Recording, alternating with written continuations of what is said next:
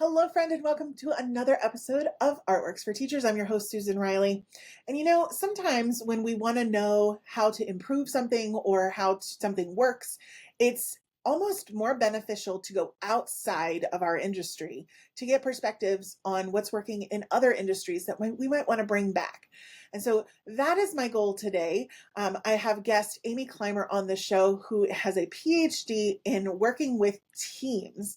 And she's actually a consultant who works with all kinds of different teams in different capacities, corporations, organizations, nonprofits, you name it. She kind of works with all kinds of different teams on how to bring more creativity to the work. And so I'm having her on today so that she can talk to us about what creative teams actually look like, how to foster creativity with teams, and how to bring this approach to a larger group setting. And I think it's important for a variety of reasons. One, you're going to get a ton of ideas for how to bring creative methods and techniques into your classroom. Yes. But I think when we've been in schools and I've been talking with teachers, the biggest roadblocks to creativity are not our classrooms. It's actually our schools, our culture, our teams, our teammates. And so in this episode, what I'm hoping that we all learn is how to bring creativity into our teams, like our professional development teams, our PLCs, our school teams, our district teams.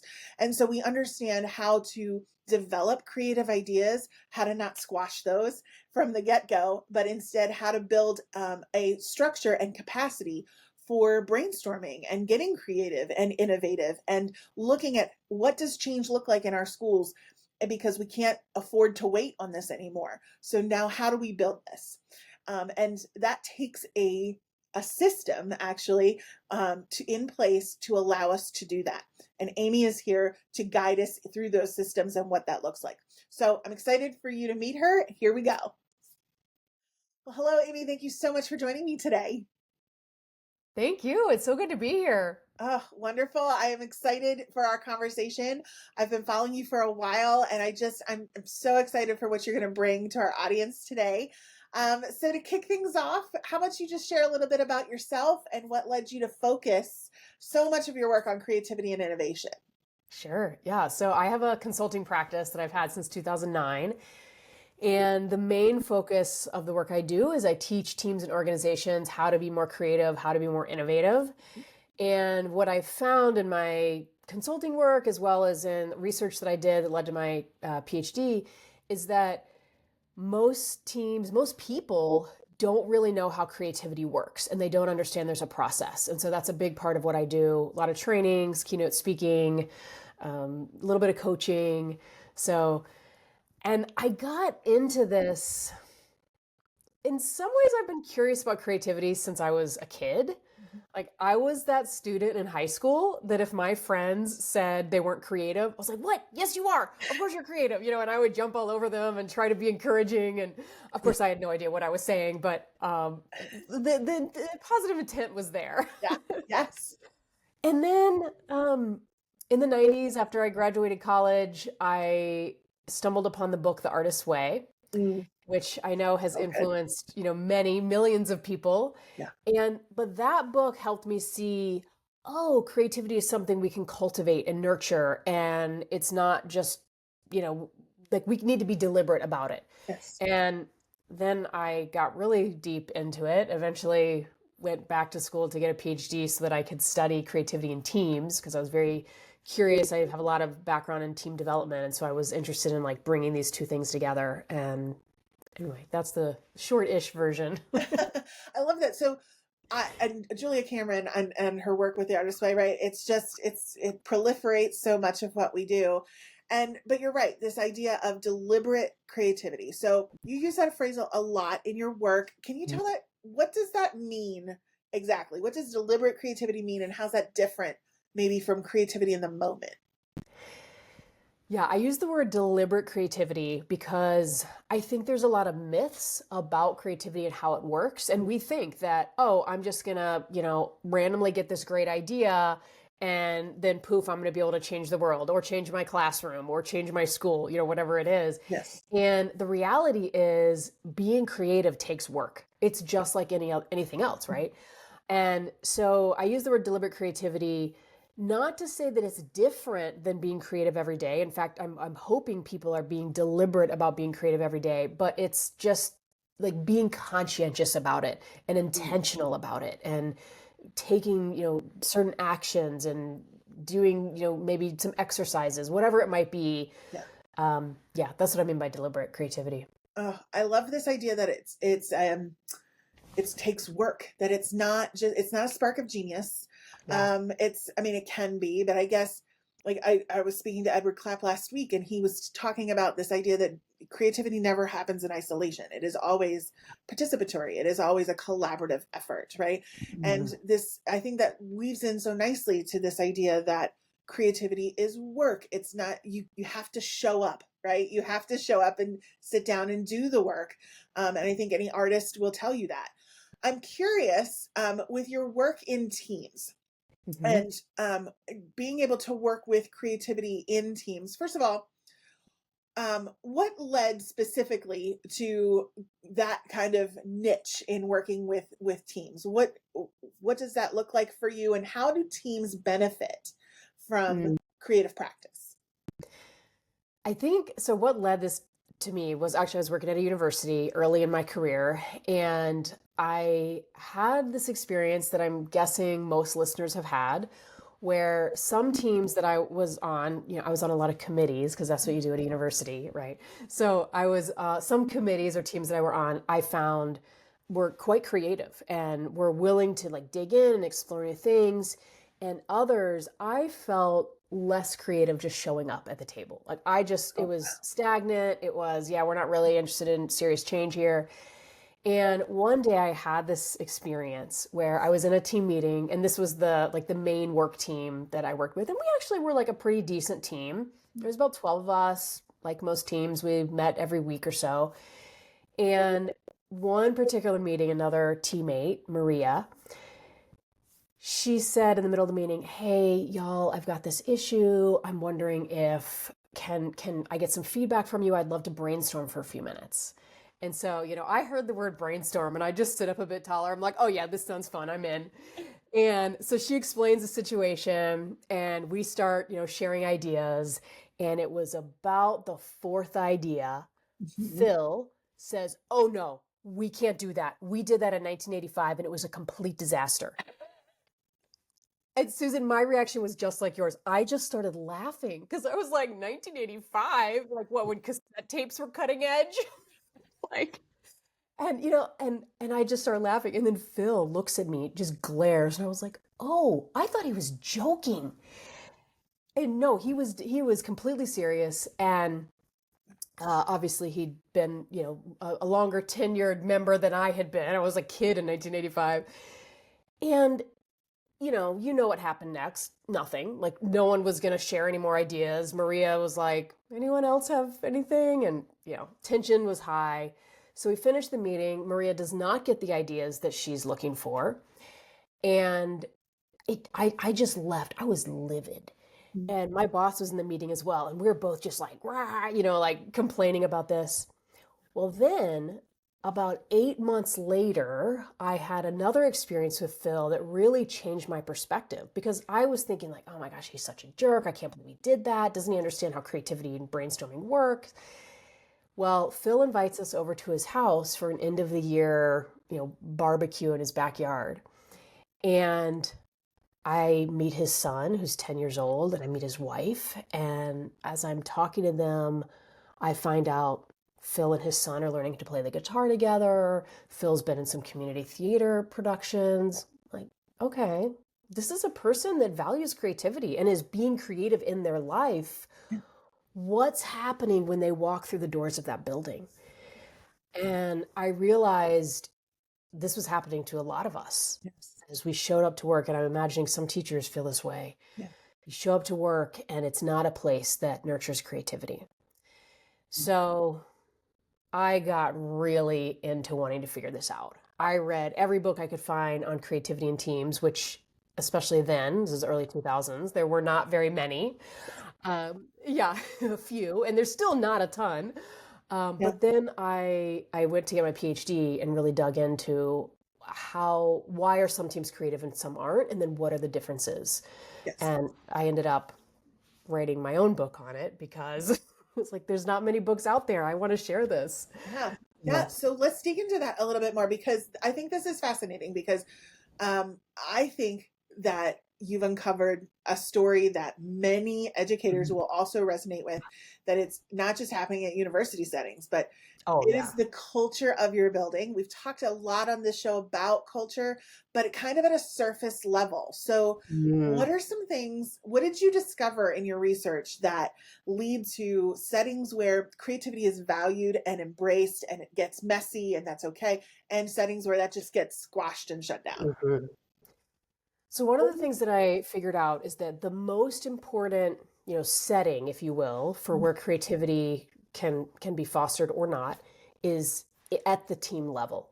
Mhm. So what's happening, in those team meetings, what's happening in the conversation, the email threads between team members. And what I found is there's three elements that are critical for teams to be creative together. And I put them in a model. Those of you looking visually can see this Venn diagram here, but it's just a simple three-circle Venn diagram. The three elements teams need if they want to be creative together are team purpose, team dynamics, and team creative process. Okay.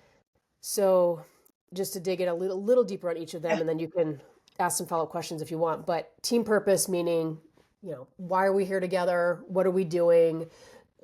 Maybe the mission statement of the team, but I wouldn't even go that far. I mean, it doesn't need to be, perfectly crafted. It's just what's the purpose of our team and also what's not the purpose of our team. It's helpful to know like, okay, this over here is not part of our team focus. So let's, if something comes up that might be out of our scope, so let's pass that on to someone else. Mhm. So team purpose, team dynamics. Mhm. So what are those relationships, the interactions between team members? Specifically trust, communication, and conflict, a particular type of conflict called creative abrasion, Mm. where we can disagree around the work and around what we're doing, but we're not disagreeing due to personality or identity. Yes. That kind of conflict's not helpful really ever. No. So team dynamics. And then the third circle is team creative process. So what's the process the team is going through in order to be creative together? Okay. And most teams don't even know there's a creative process. And if they do, they've never talked about it. Mhm. And when I look back on that meeting I had with Phil and Maria and my other teammates, we were doing a brainstorming session. We had never talked about the rules of brainstorming. We had never talked about what brainstorming is or isn't. And there was just this unspoken understanding that clearly what everyone didn't get, that, you don't criticize the ideas now, we'll criticize them later. But that because we had never talked about it, it, Phil, exploded. And I realized later he actually meant well. He was really worried we were going to implement this idea that he thought for sure would fail and it'd be a waste of time.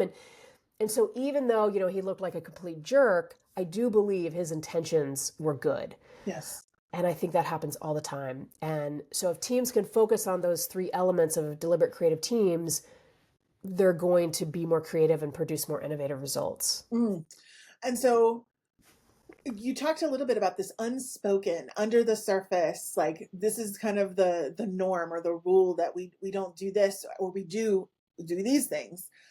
What are some ways that we can bring some of those things to the surface, and what are specifically maybe some pillars around creativity that we bring to the surface to ensure that we're not Mhm. shutting down ideas but that we are embracing them and around the work? Yeah. Yeah, this is great. I mean, I think, and this is going to sound like a plug, and I don't necessarily mean it, but I do think it can be helpful for teams to Yes. read this Plug book. away. Yes. Plug, Yeah. plug. So my book's called Deliberate Creative Teams: How to Lead for Innovative Results. And I think what's helpful about a team reading this is now everybody in the team will get the same language and the same understanding. And Yes. then, having a conversation about it. In fact, I've even put together a book club guide that may help teams. But I think what's important is if all the team members can understand this deliberate creative system, these three Mhm. elements that teams need to be creative together, and you talk about it and say, hey, what, do we even know what our team purpose is? Let's spend 15 minutes and clarify that. I mean, that's it. 15 minutes could be enough time. Yeah. And and dynamics are the most complex Mhm. because humans are complex and we all have these different personalities that kind of butt up against each other. And so I often say the way to get to good team dynamics is the process the team is using to work together. Mhm. So, for instance, one of the concerns I get from many of my clients, and my guess is many of the listeners have this as well, is, in our team meetings, some people don't speak up very much. Mhm. And so I asked them, like, well, tell me about your team meetings. What's the structure of them? And most team meetings are set up where there's a topic and somebody throws that out. Maybe it's been emailed in advance, maybe it's on the agenda, and then people just start verbally sharing their perspectives on the topic.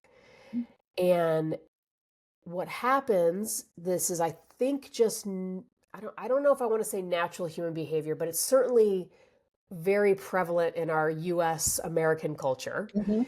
is that um, some people are just more talkative, so and they ideas come quicker, they have opinions and they share those, not necessarily meaning to, but because they're talking, other people may not be. Mhm.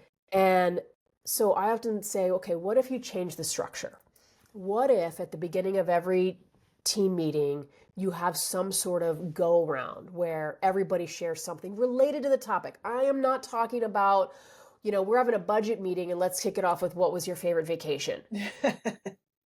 That just makes adults mad, Mhm. especially I know teachers are and administrators are stressed. There's a lot going on. But what if the go around was something of, what's the biggest concern you have about our budget coming up? Or what's something as you reviewed the budget you're really excited about? Mhm. Or you're just getting people talking about that topic, but you're getting every single person to share. Mhm. And just, 15 seconds a person, not in depth, Yeah. right? And then when you're actually having the conversation, there may be other ways to do that besides just the share out, where everybody writes a thought down on a post-it note or an idea and then dig into those, where you basically are, I hate to use the word forcing, but you're setting up the structures where everyone's input is being considered. Mhm. And I mean, we could go on and on about different techniques to approach this. But basically, what you've done is you've changed the process. And because of that, you're going to influence the dynamics of the group. Yes. Gotcha.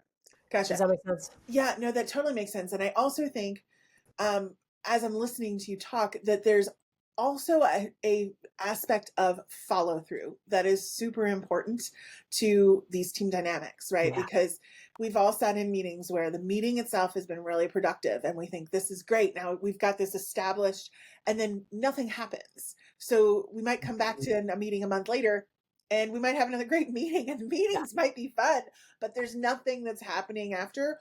Or to the other side of this, where there might be conflict that shows up, Yeah. and we say we embrace that, but then Mhm. what happens next? Mhm. Was that conflict heard? Is it resolved? Does it just hang out there? Or is it shut down and like you've been punished because of the conflict?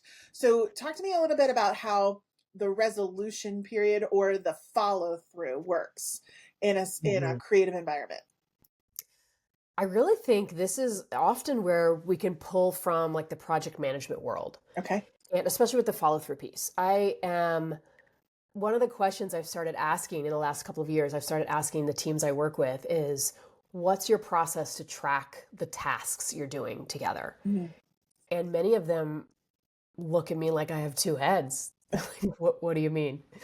And I'm like, well, do you write down, do you have a collective place where you're like, hey, these are all the things we're doing together or would need to be done and who's doing them and when they're doing them? And they're like, well, everybody takes their notes during the meeting, and that's not enough. So there needs to be some way that you're collectively tracking the tasks that need to be done, who's doing them, when are they due by, and in a way that everybody can access them. So this could be a Google spreadsheet or a Google Doc, and you have a shared Google folder for every team, for the team, that Mhm. everyone can access, or Microsoft Teams or whatever. Obviously, it doesn't matter. Um, and then there's some sort of expectation. Maybe if you're meeting once a month, a week before the team meeting, you could even have an automatic email set up Mhm. that just says, hey, just a quick reminder, click over here to see the tasks and make sure you're on track. Mhm. And then each person needs to have their own way, and it could be a collective tool where they're tracking the tasks. Like in my own business, I use a tool called Asana. It's a free tool. Yeah. You're familiar with it? Oh, we use Asana as well. Okay, great. Yeah, I mean it's great. But if it wasn't for Asana, 90% of what I need to do, I would forget. Mhm. That is just normal, especially in our fast-paced society. And obviously, forgetting to do tasks or not completing them, that can lead to conflict and frustration. Yeah. So I think that's one piece, is having some method of accountability that you can just keep track of what did we do last time. Because it is frustrating. I've been on teams where I felt like every team meeting was the same conversation on loop. Mhm. Yeah, and that's like, I got better things to do, right? Right. But then I think when you're getting into that conflict, I think setting up some time for that can be really helpful. Like, let's say there's one task and there's a difference of opinion about how it should be approached or if they should even do it. Setting up, like, okay, we have this on our agenda. We're going to spend 15 minutes or 30 minutes or whatever to look at this particular conflict Mhm. and give folks an opportunity to share some perspectives and ideas. And one of the things that I find a lot of times is that there'll be, two members or two perspectives that actually, once you start digging in, Mhm. are nearly identical. Yes. And it's like one person just wanted this one thing, and the other person's like, oh, yeah, actually, that's a great addition. Let's do that. And so I think if team members can show up and have that conversation, and I can be helpful too to differentiate, are we in dialogue to just share perspectives, or are we in that decision making mode where we're actually deciding which approach to take? Mm. Yes. And if you can start out and say, okay, let's just be in dialogue for a few minutes, we're not making any decisions, would love to get the different perspectives. And then, like, okay, let's move into a more formal, or not necessarily formal, but just an intentional, we're discussing to make a decision. Mm. Yes. And sometimes some people think we're just having a dialogue, and some people are like trying to get their, opinion, like, you have to agree with me. And just separating those out Yeah. can make a huge difference. Yeah. And what you're sharing is so much around systems thinking and this Mm. idea that creativity does thrive in constraint. And I come back to this a lot in my own work, and the idea that, we have this idea that we just throw paint at the wall and that's creative, right? Or that it's just it's always messy, and creativity can be messy in the process. But I often find that it thrives, it grows when you have these structures in place. And it goes back to your point of creativity requires work, and Yeah. work requires systems and established, constraints around it. So let's talk a little bit about mindset. What are some shifts in thinking that are key to building a more creative culture in either a classroom, a school, or even a team of any kind? I think actually what you just said, Susan, is one of the key things in understanding that, it's a process and it might be messy, and that's okay. And I think sometimes, I don't know if this has always been the case, but certainly in my adult life where things move at a fast pace, we, are used to watching 30-second videos and watching, 10 of them in 20 minutes or whatever. And we're inundated with things. We think that everything needs to be fast paced. Mm. And actually, I really love the phrase, go slow to go fast. Yes. And if you just can slow down and know, hey, we're making a big change here.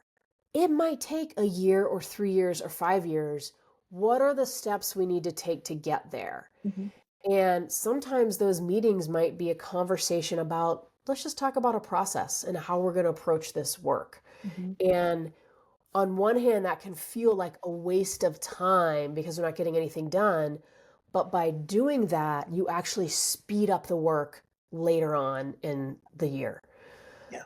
And yeah, go ahead. I was going to say that makes complete sense in that. And also, we have this checklist mentality, right? It feels good. It's satisfying to start a meeting, end a meeting, know what you're doing, get out you go. But creativity doesn't live on a checklist. And sometimes you need that mindset of being able to live in the mess a little bit. I saw on your website that you have these awesome kind of brainstorming cards. Tell Yes. me a little bit more about these cards and how they facilitate this kind of mindset, because I think it's fascinating. Yeah, I love this. Thank you. Yeah, so these cards are called Climer cards Mhm. because my last name's Climer. I didn't name them. I had some friends like, you have to call them Climer cards. Okay. Initially, actually, the group that I made them for, this is back in 2012, was a lot of people who are working on ropes courses or team building, Ooh, facilitators, that kind of yes. thing.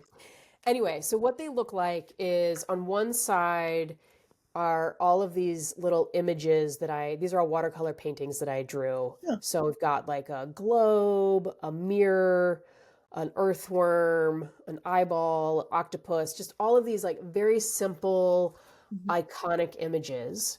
And so the way they work is actually, if we go back to that example of, the beginning of a budget meeting, you could spread these cards out on the table so everyone can see them. There's about 52 of them. Mhm. And then you ask the question, pick a card that represents something you're nervous about regarding this budget conversation. And now everybody picks a card and then they share their perspective. And this, depending on the size of the group, everybody might go around and share, well, I picked the octopus because I'm concerned that we might be all over the place and going in 8 different directions. And I'm hoping that we can, narrow in and really focus together. And then somebody else might choose the eye because, for whatever. And what happens is because of the images and the way language works, and we love metaphors and symbols, the conversation ends up being deeper and more specific Mhm. than if you had just asked the question and said, hey, what are your concerns about the budget conversation? Mhm. And it really shifts the dynamics and shifts the tone. Mhm. So that's one way to use them, and probably the most common way. Mhm. Another way is if you are trying to be creative or trying to, generate ideas, which, by the way, generating ideas is just one piece of creativity, but it's the one obviously it's important. Yeah. Okay, let's say you start off with the typical brainstorming where people are shouting out ideas. It's actually not a very effective technique, but it's one that most people use. Mhm. And inevitably, what happens is after each of us have shared, 2, 3, 4 ideas, we run out. Mhm. And so then what can be helpful is to bring in a different ideation technique. And so you can use these images, spread them out on the table again, Mhm. and say, use these images to spark more ideas for our particular challenge. And then I sort of joke about there's one of the images is an iron, and I sort of imagine this conversation of like yoga experts, yogis getting together and say, what if we did yoga in this really hot space and we cranked up the heat even in the middle of the summer, and then boom, hot yoga was born. Okay, that's not really how it happened, but it's just a funny, like you can get the images really spark some wacky ideas, but then those wacky ideas might lead to something really cool. Yeah. Yeah. I love this. And there's so many ways that you could use this, not only in teams, you could use it in a classroom with students. There's so many opportunities with that, that I think are really meaningful. Mhm. And no idea is a bad idea, right? When you have cards and it's kind of working in play a little bit. Um, Definitely. so before we go, I like to tie in terms of like what's one small step that Mm. for people who are listening who are like, this all sounds great, but where do I start? What's a small step that they could begin to make space for more creativity in wherever they are? Yeah. I think the first is just to think in your head, okay, I want to be more creative, or I want my team to be more creative. And just having, even if you only have that dialogue internally, that can be helpful. It could be even more helpful if you say that out loud. And actually, there's all this research that if you tell people to be more creative, Mhm. they will be more creative. So that can be a cool tool for your students as well, especially because most of the school day is so structured and they're trying to get the right answer. You're like, nope, no right answer in this moment. It's about being creative, and then all of a sudden we have this extra freedom. So I think that's one thing, is just to think about it internally, but also to say that out loud. Mhm. And then I think really think just taking a good look at what are you doing that might be encouraging or hindering creativity. Um, Mm. I have made the mistake of being the fill. I have made the mistake of in a team meeting or just in a one-on-one conversation where someone shares an idea and I shoot it down. In fact, I had this really funny exchange with my dad, who is quite creative and always has ideas. And well, I don't know, one day he shared this idea and I said, Dad, that's never going to work. And he looked at me and he said, well, okay, Miss Creativity. And I thought, okay, touche, touche. Like he was Right, spot on, right? Like right. what was I doing shooting down this idea in the moment? And so I would think that I say that's the other thing, is really paying attention to yourself and how are you showing up? And what are some things, even just tiny changes that you might make to influence that team? Yeah. Yeah. The ripple effect is real. Yeah, it So really is. wonderful. So before we wrap up, what is the best place for our listeners to learn more about you and all of the ways that they can connect with you?